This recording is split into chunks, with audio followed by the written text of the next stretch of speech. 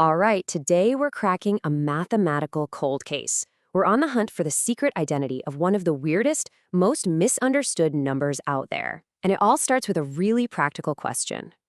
So, how do you tell a computer to turn? Seriously, think about it. If you're coding a game or maybe telling a robot arm what to do, you have an object at some point and you just need it to turn. How do you write that down as an equation? What's the math for the simple act of rotation?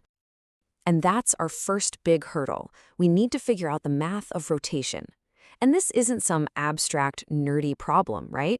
This kind of movement is literally everywhere, from planets spinning in space to the cool animations you see in movies and video games.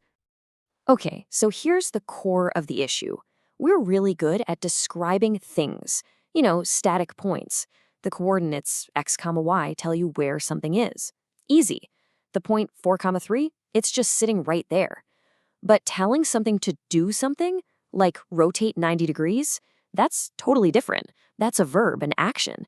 And it turns out, to write down an action like that, we're going to need a whole new kind of number.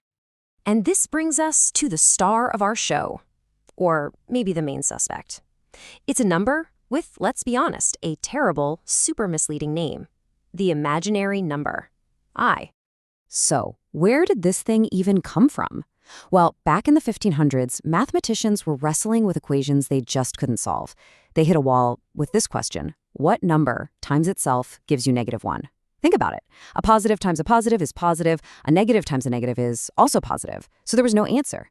It seemed like a total dead end, a mathematical fiction. They called it imaginary because, well, they literally couldn't imagine what it could possibly be. And yeah, for hundreds of years, that's pretty much how everyone saw it. It was this weird little what-if number, a toy for mathematicians to play with. But here's the twist. It turns out this so-called imaginary number is the key to describing something incredibly real. Okay, this is it. This is where we uncover the secret. To do it, you have to throw out a core idea you learned in school, that numbers just live on a single line. We need to start thinking in a whole new dimension. The huge breakthrough was something called the complex plane. So forget the simple number line for a second. Instead, picture a flat, two-dimensional map. The horizontal line, your classic x-axis, that's for all the normal, real numbers. But now we have a vertical line, a y-axis, and that's the imaginary axis. So a number like, say, a plus bi isn't just some abstract value anymore. It's a location on the map. It's the point a, b. So if numbers are now locations, what happens when you multiply them? What does that do on this map? Let's run a quick experiment. We'll start at the simplest spot we can, the number 1. On our map, that's the point 1, 0. Now, what happens if we multiply it by I? And boom, 1 times I is, of course, just I. On our map, that means we just jumped from the point 1, 0, straight up to the point 0, 1. Wait a second. Look at that move. That's a perfect 90-degree turn to the left, pivoting right around the center. Interesting. Okay, let's not stop there. Let's do it again. What happens if we take our result I and multiply it by I again? Well, I times I is I squared, which, by the very definition, is -1. So on our map, we just moved from 0, 1 over to -1, 0. And look at that. It's another perfect 90-degree turn. So multiplying by I twice in a row is the same as a 180-degree rotation. And that is the secret identity. The number I isn't a what or a where. It's a how. It's not a place on a map. It's an action. Multiplying by I is a command. It's the instruction, rotate counterclockwise by 90 degrees. And there's absolutely nothing imaginary about that. Rotation is one of the most real, fundamental things in the entire universe. This idea just blows the whole concept of numbers wide open. It means we can think of all numbers as actions, as verbs. Multiplying by 2 isn't just about getting a bigger quantity, it's the action of scaling up by 2. And multiplying by -1, we just saw that's rotate 180 degrees. So any complex number you can dream up is just a combination of these two simple actions, a rotation and a resizing. Numbers aren't just nouns anymore, they're verbs. And this isn't just some cool philosophical trick. It gives us a ridiculously simple recipe for doing rotations in things like computer graphics. You want to rotate a vector? No problem. You just turn your vectors into complex numbers, multiply them together, and then turn the answer back into a vector.